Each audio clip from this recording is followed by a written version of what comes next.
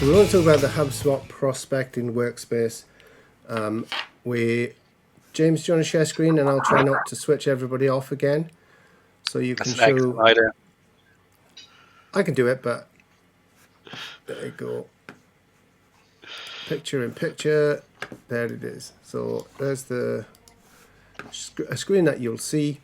You'll see it's. I like to call this the salesperson's homepage, right? I want to go here and I want to work out of HubSpot from this page. It's under the navigation, it's under workspaces, and it's called prospecting space. And you can just see, literally, thanks James, prospecting workspace. You can just see it's a literal summary there of tasks I've got going on, today's tasks, my calendar, any sequences that I've got running out at the moment, and then a list of my leads that have been segmented by new, attempting, and connected, which are HubSpot stages, right? So those HubSpot stages are there just for you to be able to track your progress through the leads flow, as it's called. If you click, as James is doing there, if you click through the tabs at the top of the screen, you'll go into the specific area. So this is the lead area itself, and you can see the view that you get of the individual lead. These are all made up. These are dummy data. You can add labels to describe whether these leads are hot, warm, or cold. You can add associated companies. And if you click on the lead itself, you can also update the stage, but if you click on the lead itself, you see the screen opens up for you to be able to work that lead. Now, the way I like to think about this is I'm a rep, I've come in to work of a morning, I've got a list of leads on the left-hand side that I need to get through, and I've got my HubSpot tools on the right-hand side. So I could create a note on this, I could email, I could make a call, which I can record and I can transcribe.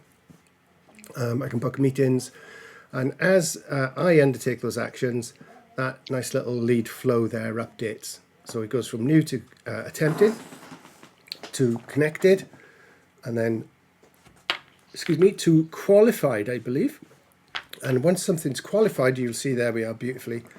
The deal creation tool pops up, and you're going to be able to create a deal for that customer. Now, if this is a handoff situation, you could hand that lead then off to an account exec. You could hand that lead off to somebody who's going to be looking after the deal itself. So in this case, James is going to hand this over to me, and I'll get the notification to say a new deal has popped into my pipeline, which is lovely, from my SDR. If I'm full cycle, obviously I'm going to create the deal for myself, and I'm going to be doing it for myself. Yeah, I'm going to be adding myself in. So that was a very quick walkthrough. Guys, just before we look at any more of the information, I think we've lost Richard now. What are you telling your clients over in HubSpot land? What are you telling your clients about using the deal? The prospecting workflow. Have you got any rules that you set for it? Is there any specific instructions you give people? Myself? Yeah, yes, only you and me, you and Scott at the moment, James. So Okay, I'll start. So in terms of where I see the prospecting tool fit in, it's basically sits between marketing and the active sales process, like the deal pipeline. So one thing that has really been an issue before when I've been working with some clients is that they will want to create deals for everybody that the rep is working. yeah, And there was good reason for that. I mean, the reason they were doing it is because they want to lose track on who they were working. Because obviously, if you've got a CRM with lots of contacts in there, marketing or actively marketing to them, that could be tens of thousands of records easily. And there's this sort of abyss that exists between between those records, those marketing records, and the deal pipeline, where people could get lost before they even really get started. So the prospecting tool is sort of in place to cover that. You've got you could have your MQLs, your marketing qualified leads coming over from marketing, creating a lead, which goes to one of your SDRs. They can then work those, try and contact them and qualify them, run sequences, as Tony was mentioning, and run their follow-ups from this dashboard and own that whole SDR role with working those MQLs through to the point where they either qualify them and create a deal, as Tony was mentioning, or they disqualify them and put a reason behind that, and perhaps circle back to them later. But it fills that gap essentially. That is the fundamentals of it in the whole end-to-end process. Yeah. Scott, would you add anything to that? Has James missed anything? Yeah, I think it's a lot about the data quality as well. When you're kind of starting to combine all your leads into your deal flow, you're just, at one point, junk in, junk out. If you're talking about conversion rates of 1%, then, you've got 100 people that are, not even ready for really to be treated like a deal. They're not worth the resource or the time, until they do get to that qualified place. So I really kind of see that as the ability to segregate your data out pretty well. Spending your high value resources on your qualified leads, and then this prospecting tool really gives you that chance to take a breather and not do all the activities that you would do when someone feels more qualified. So it should help dramatically with that data quality and the type of sequences you do want to run. And there's that point of, I think James brought it up, like the MQL. Yeah. And HubSpot's obviously has a structure in there, and it's really, I think, up to each business what, where they define their MQL is, when do you want to start calling, when do you want to put, your top salespeople on, when do you want to get your appointment setters involved, and at what stage. So what stage does it really become that kind of deal versus cold prospect kind of thing? So excellent. It's a good way to keep it clean. Yeah, I think that's a really good point. Rich has joined us back. As you can see, he's in the countryside, which might explain why he's just disappeared and now came back. Rich, we're just talking about the use case for the prospecting tool when you might want to use it. And I think Scott's brought up a good point. So I usually, depending on the level of complexity of your deal and depending on the volume of people you're dealing with, I sometimes suggest that people leave their prospecting outside of HubSpot. So even though we now have that specific space in HubSpot, which can protect our data quality particularly, it is sometimes worth doing that level of prospecting outside of HubSpot. So you're only bringing in high intent or high quality leads. So if you imagine the scenario James mentioned, you say you've sent out 10,000 emails on a fairly standard sort of mail shot, and you get 100 replies back. Those would, under HubSpot's lead flow, those would appear in the salesperson. Maybe you get routed to 4 or 5 salespeople, they get 20 each. Those would appear to those salespeople, and then they go into the lead flow and they can work through attempted to connected to qualified or disqualified. Right, brilliant. That's absolutely great. But there is an element here where if those leads aren't very good, they're not terribly high quality, or they have very low intent, depending on the marketing that's brought them in, then they can stick in the CRM. They can stay there, and they can clutter things up. They can cause you problems by being added to marketing contacts, for instance, which means you're going to pay more for your marketing contacts. It can cause you problems by creating this false sense of security. If a salesperson looks at their leads and goes, "Oh, I've got 50 leads that I've yet to get through, whereas 35 of them are absolute tosh. There's no point in having them in the first place." Then that in itself causes a problem. And that filters through into your RevOps. That filters through into the forecasting. So if you've got salespeople forecasting off low quality leads, sales management pass that forecast up to leadership, and before you know it, you've got this issue. So I think sometimes it's pertinent to keep those leads out of HubSpot. So you could use a tool like Apollo. We usually recommend to do your sequences, as Scott mentioned, do your calling even. These tools are improving all the time. They're not just data now. You can do pretty much what you can do in the prospecting space in Apollo. You could do it in Cognizant, and others are available. But if you want to keep that CRM really squeaky clean, if you want it to be high intent, you want it to be good quality leads, you won't let them in until they are, at least in the first case, sales qualified. So you've moved them through the funnel from marketing to sales. That means you have better data. That means your forecasting is going to be more on point, really. Rich, you were in and out, so I don't know whether you do have anything to add to that just yet. But we're talking about the use cases. We're talking about when you would suggest it and when maybe you wouldn't. I don't want to put you on the spot and make you feel uncomfortable. So if you've got nothing to add, just tell me and we'll move on to the next bit. I still don't know if you can hear me. Yes, we can hear you fine now. Yep. We fixed it. That was somebody else's fault, not me. And now it's been resolved. Well, I'd love to tell you if you can hear me. Yes, we could hear you. Can you not hear us? So Richard can't hear us. The delay is epic. Oh, okay. It's the interwebs. Let's carry on then, Rich. It's not put you through any more pain. All right. So I can hear you, but the delay for me is epic. I'm not. Has anybody else got delay? No? We're okay? I can hear you fine, Tony. Yeah, fine with me. Great. Brilliant. So Richard's just down the road. It's almost 10-second delay.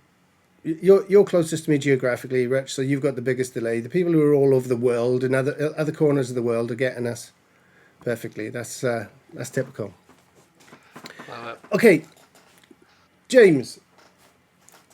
Before prospecting came around, before the prospecting space was brought into HubSpot, a lot of people would use the actual pipeline itself for this aspect.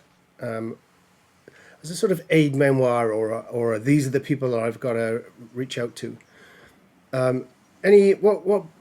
What issues do you see with that? What problems do you have for that? Let me paint the picture at first. So, let's say you have a deal pipeline where the first stage of that deal pipeline is called leads, and you got your cold leads in there as a deal, and therefore they're being marked as an opportunity, i.e. they're in the active sales process. And then you might have stages like maybe attempting to contact in sequence, things like that, as stages of your deal pipeline. And literally, literally have thousands of deals in there that are not really deals. That is something that I tend to see when going into clients that have an established HubSpot and have tried to solve this problem by using deals in this way. And in terms of problems that creates, I mean, for one, it's messing up all their reporting. Like, there's no way of them seeing their ratio from lead to opportunity, or any of those other kind of metrics that show the funnel, because the funnel is being completely skewed by the fact that everybody is starting as a deal, as an opportunity. There is no natural flow coming from initial interest, website visit, to a lead, to them downloading something, to them talking to sales, to them going into the active sales process and booking a demo, let's say. It's all mashed together into this one stage. So that obviously undermines your ability to report on your funnel. It undermines your ability to track metrics generally around the performance of your team. And that's going to then have a big impact on the fact that you can't really work out what is and isn't going wrong. And you can't make... As an example of that, sorry, James. As an example of that, if I understand it right, there's a report, which is a really cool report in Sales Analytics, called something like Deal Pipeline Waterfall, or something along those. It's like a conversion path, and what you see is the path, the conversion level between each deal stage, right? And it's a great little report. But as far as I understand it, if you jump stages, it doesn't calculate that deal. So the report that you're going to see is going to be a report that only shows deals that have gone through every stage. So if you have got something in that first stage and it is nonsense, and then you move it to the third or you move it to the fourth stage because finally it catches up, it's not actually getting factored into the analytics at all anyway. Exactly. Yeah. And that is a restriction HubSpot's actually allowed us to do recently, because that funnel reporting for your actual deal pipeline if you do get it starting in the right place, is really important. And yeah, as you say, Tony, it has to go from stage A to Z and go through B, C, D, and E along the way. So HubSpot have made a means now where you can force a deal to be created in stage 1 of the pipeline, which should be the active start of your sales process, booking initial consultation, or whatever that first defined step is of your actual sales process. And then you can force that deal to then progress through each of those milestones.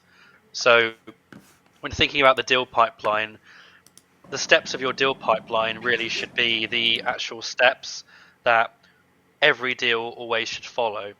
The steps that a customer will always go through in their buyer's journey to reach the point, hopefully, of becoming your customer. So like that could be it could be starting with a intro call. It could be always run a demo. It could be that you always send a proposal. It could be that you always send an invoice. Those kind of core steps. Or then, if you want to flip that to the customer's perspective, them being receptive to that demo and wanting to move forward or wanting to get a proposal, etc. So then if you take it down to that, and then you have your lead funnel at the start of that, then it just has a much clearer view of what your buyer's journey is, and you can report from the full side and see where people are dropping off for real, and then focus on those areas. Scott, what do you come up against? James has mentioned something I find is really interesting: the use of too many deal stages, or not enough deal stages. I suppose you know the difference between what people are doing and their actual sales process. Is that something you guys have to deal with as well? Always. I think, well, we see deal stages sometimes being used for tasks and things like that as well. So we kind of like the concepts get overlapped, right? And then you're finding people moving forward to back in their deal stage because they're trying to treat it as a task tool as well as a pipeline tool. So that's definitely a common issue. Yeah, and I think it's something that you are thinking of those stages as it is important. I've seen like in different sectors, very structured deal pipelines are extremely efficient. You know, I've seen like with especially like finance guys and things that have very structured, like need underwriting, need to do this, need to do that. Then I kind of see the role for that because you can't move forward in your deal stage, and they already know what their conversion rates are on like underwriting failure. So they're able to kind of get a strong deal flow there as long as they're not overlapping it with their tasks. But I think that's definitely a common issue with overcooking the deal stages. I think that's another reason really to consider. Rich, just to let you know, if you can hear me, I'm getting your message. I'm not going to throw anything at you, so that you have to wrestle with that with that delay. We'll see if your Wi-Fi catches up. But I think, Scott, that argument, I think it shows why the prospecting space can be so important. It's really, for me, and again from a RevOps perspective especially, I think it's really, cheers Rich, 10 seconds later, it's really important that the organization understands what part of their sales process that lead, particularly, or even the deal is actually at. And that prevents that confusion, particularly in forecasting. That prevents that issue where I've had clients look at pipelines and look at the sheer number of deals and go, "Oh, pipeline, wow, it's so healthy," but they're just not qualified. So let's keep them out. Let's keep them in the prospecting space, or even, as I mentioned earlier, even use them outside of HubSpot, even do the prospecting work outside of HubSpot, which is a bit controversial perhaps, but if you've got a lot of them and it's resulting in a lot of messed up data, then I would think about that. But otherwise, keep them in the lockbox, keep them in the prospecting space, and do the work within the prospecting space. James, let's talk about the actual work itself. Let's have a look at how it pans out then, how the workflow of the prospecting space would appear. If I add your screen back in, or if you add your screen back in even. I think Richard may have actually given up the ghost. Can you see my screen now? Yeah, let me pop you in. Now you're there. Let's try and get Scott back in as well. And I can't see myself, which is interesting. Why's that? Good grief. Let me just add everybody back in again.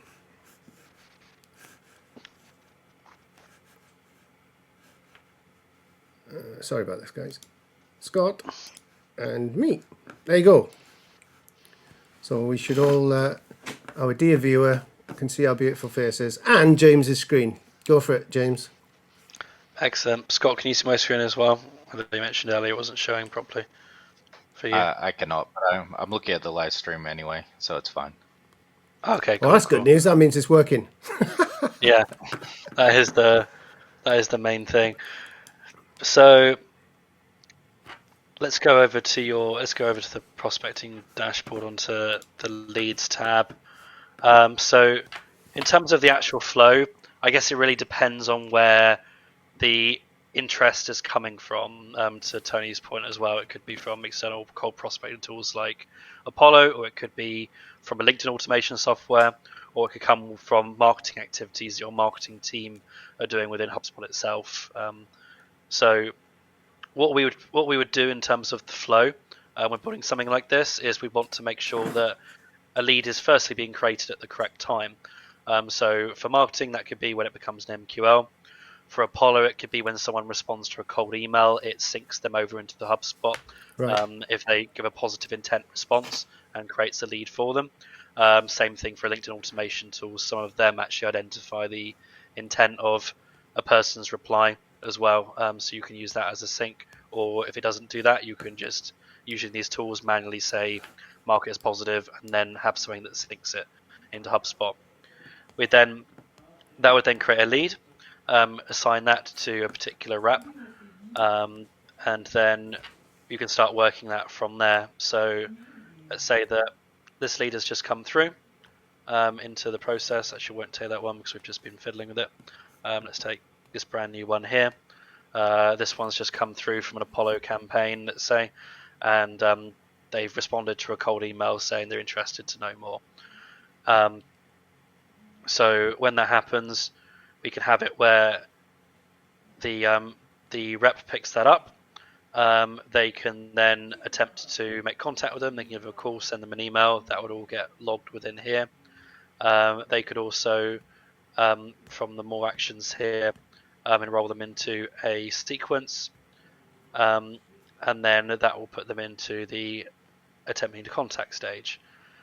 And then when they actually do get a chance to speak to them, that can then proceed to the connected stage, and from that point they can go through the process of qualifying them. As they're attempting to contact them, then if you're not running a sequence, you're doing manual actions, you can easily schedule follow-on activities from here, follow-on calls or notes from there. So let's just make a call task here. Let's get in my way a little bit. There we go. So let's refresh for a second. That task is then in there. When I schedule follow-up tasks, I can then sort those in order of when they're due. So I can use it as a dashboard sort of to work through what my next tasks are of the day in terms of my follow-ups. And keep scheduling those out as I go and complete those. And if it's not a good fit, I can disqualify them.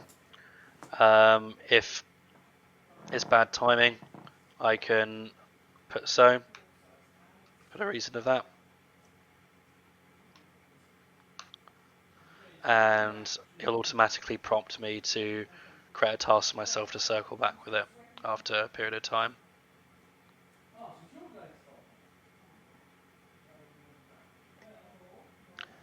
And that will then disqualify that. I can then filter out my disqualified and then go on to the next thing. Let's say that I'm having better luck with Angel up here, then I can, in my qualification, if they are qualified, I can then hit qualified create the deal, and then that would then proceed over to my work within the deal pipeline. So as an SDR, you would just, as Tony says, you would just live in here. If you were a full end sales rep, you sort of live between here and the deal pipeline. So you'd come here to do your prospecting and work on your new leads, and then you go to the deal pipeline to work on your open opportunities. And you would obviously treat people in those two different parts of the buyer's journey very differently, because they're in different stages and they require a different approach. So having that separation is actually quite valuable for the mindset of how you deal with those things as a sales rep. And if you like to get in the flow, if you like just to do all of your cold outreach in one go and then follow up all of your all the people that you've reached out to and have not responded, you can also use those their position in the deal flow to segment the leads as well. So you've just got it there up in the lead stage section. If you decide to, there you go, that's it. If you decide to just focus on the people that you're expecting, the people you've already connected with, there you go, perfect. If you just want to follow up with those guys, you can see Angel pop straight back up to the top of the list. So it's really handy. Also, from the segmentation perspective, if you jump back just to the summary screen quickly, James, you'll see under the leads section, the lead summary breakdown, which is a little bit further down the screen. If you just give us a scroll, James, there you go. So you can see exactly your progress between your new, the attempting, and the ones that you're connecting with, which is really handy. And again, another little shortcut, just click on the leads that you want to work with, and it'll take you into that segment. So it's a really practical bit of kit, I think. As a salesman, I find talk of lead stages and life cycle stages and MQLs and SQLs really complicated. I just want to know who I've got to speak to. And ideally, as I said, we want to keep them out of the general population of the CRM, So I love this because I can just carve a bit of a space out for myself, keep up to track on my tasks, and so just arrange my work really. Is there anything else if we covered everything that it enables you to do? I think so, yeah. In terms of features, there is the feed here, which I can't see because I'm viewing as you. And let me actually go back to here. So I'm not connected because it's the demo account, but this is basically where you'll see all the activity that your leads are going through in a aggregated way. This is something that HubSpot used to have hidden away, which is now more prominent. So if you see that prospects you haven't spoken to in 6 months are going back on your website and clicking on something, so they're opening some marketing emails, they're opening an email you sent 3 months ago, then that is up front and center for you to know and react to, when otherwise you just wouldn't see that because it's so. And it's a great reason why you should have these leads in the prospecting space, because obviously if they're outside, if they're in Apollo, as we were talking about earlier, you're not going to recognize them when they pop up and they look at your pricing page, and you're not going to be able to get a notification for that, all of which you can do through HubSpot as well. That's a good point. Exactly. Okay. Yeah. So I think that's about it in terms of how much time we'd allocated. We've not had any questions, which is not perhaps surprising. Hopefully the recording will be of more value to people when we send the recording out. But I just round off with Scott. Is there anything that you'd like to add, Scott? Yeah, I got a question because I'm always kind of on the fence with this, so I'd love to know your opinion. So in the prospecting screen, they have the upsell, and I'm always kind of like, well, is upsell customer satisfaction? Is it the going back to the sales guy? But here they've got the upsell under prospecting as well. Have you used that feature as a upsell in the prospecting? I've not. No, I probably have the same point as you. I think of the install base or the existing customers as your cross-sell, upsell opportunity. I'm not sure when you would upsell to a prospect. Actually, James, could you reshare and show me where that is? I don't even know that I've noticed it now. Scott's put me on the spot. What's that? Yeah, because there's the targeting, which is new, upsell, and I forget what the third one is. It's like retry or something like that. I forget the exact wording. Yeah, that just came up now, didn't it? Yeah, On there the we are. lead Lead type. stages, is it? Right. Right. Okay. So this is one of the I'm with you again now. This is one of the more controversial aspects of lead management, right? Does an existing customer become a lead again when it comes to an upsell? So, in other words, well, potentially, I'm the contact in the company. Do I go back to an SDR after I've purchased and hopefully I've been happy and I've sent my NPS score of 10 off? Do I go back to an SDR who can come back to me and say, okay, so you bought that. Now, do you want to try this thing? Do you want to try this other service that we got? Or would you like to add the super duper version? And I think it is really interesting because as a customer, do I want that sort of relationship with the vendor? Do I want them to approach me? I certainly most likely want them to resell me, I would think. If they spot an opportunity or something that I could benefit from, I'd want to know about that, whether I choose to buy it or not. But do I want to be treated as a new lead? And then even more complexity is being added here to somebody who's gone through a lead cycle, a life cycle stage, if you like, from lead to customer, in effect going back to a lead. So it's a great question, I think, Scott, and I think it takes quite a bit of thinking about because I don't know if they fixed this yet, but you can't move people back through the life cycle stage in HubSpot, right? You can't go backwards in life cycle stages. So that means you can have somebody who's a lead and a customer at the same time, which is going to totally screw any workflows that you've got related to life cycle stage. Have I got that right, James? You're looking a bit. Yeah, I guess that I believe that's still true, but I guess that is the whole point of this because if you take Salesforce for instance, they have a flow of a lead which becomes a contact which has an account linked to it. So it's sort of the lead is turning into a contact, the lead is turning into a customer. But in HubSpot, you can have leads linked to a contact as a one-to-many relationship. So the lead isn't essentially that individual anymore. The lead is more that discussion, that pre-sales process that's happening, so to speak, which kind of makes this a better way of managing that. Because yes, that contact has now become a customer, but a new lead for a potential new opportunity has come up. So it's thinking about the lead in terms of that terminology. Yeah. I see it. So I know this is why people get confused, right? Because you've got a life cycle stage, you've got a lead status, and you've got a lead type. So if you use, if it feels a little bit like if you use the prospecting space and use lead type, then you'll be okay. If you use the legacy, it's not legacy, HubSpot, but if you use the way that it used to work and you use life cycle stages and lead status, it'll be another way. Or does it make sense to actually to use them all together? I guess what you're saying, under that circumstance, it makes more sense to use them all together. What about you, Scott?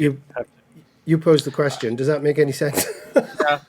For me, it's an upsell is always based on, what is the customer problem and why are they upselling? So hopefully by the time you're getting to an upsell, that customer or that company, you've already identified that problem. You've already identified the motivation for it. So for me, I'm tending to head towards like a new pipeline. I can see a scenario where it's maybe a mass product or a low value product. You might want to just kind of do a broadcast message for your upsell, but on high net value sales or high value, then I feel like it's more about collecting that information about the customer and upselling at the time when a certain KPI or a criteria is met. And I see that as a new kind of a deal flow, so a different deal flow for that type of lead on that upsell, because there's a reason for it. There's a problem identified and we're selling to that. So that's why it's always this kind of lead type. I found for new prospects, I think it makes complete sense. In the upsell, I'm always a little bit vague about where to recommend that or not recommend that. No, I agree. I'd agree. I think it is a really good point. And if you link it up with the target account tools, for instance, which again exist sort of outside of HubSpot and the prospecting space, really, you wouldn't expect to work leads in your target accounts, maybe. But then, you certainly could with the existing tools, with the lifecycle and the lead status tools. You could certainly identify leads and see them progress through those life cycles, and that's, I think, a better reflection of a full cycle rep who is building a relationship with a customer and potentially having quarterly strategy conversations about problems, about what's coming up, and about how to solve them. And upselling and cross selling from that perspective. I think that feels quite comfortable. Whether I'd hook those guys back into the prospecting space and use that upsell lead type, I don't know. It don't feel like it fits exactly to me. Interesting question, though. Really good question, in fact. We should probably start it with that, Scott. we might got more out of the call. Okay, have I missed anything else obvious? Is there something else, some other genius insight either of you want to, I don't know, should we wrap it up? I'm pretty good, I think. Cool. Thanks for joining. We lost Richard again on the way. Just add us all back in again. Every time something changes, we all disappear. We lost Richard on the way. Fair play to him. So I'll make sure that he's feeling okay. I'll cut some sort of video up and stick it on LinkedIn at some point. In addition to the live, which will be available on LinkedIn, which won't make an awful lot of sense to anybody else. So keep an eye out for that on YouTube and on HubStart's YouTube as well. And look forward to the next one, where hopefully we'll have a better experience with the technology. Cheers, James and Scott. Awesome. Thank you for joining. All right. Thanks. Look forward to seeing you again soon. Bye-bye. Bye.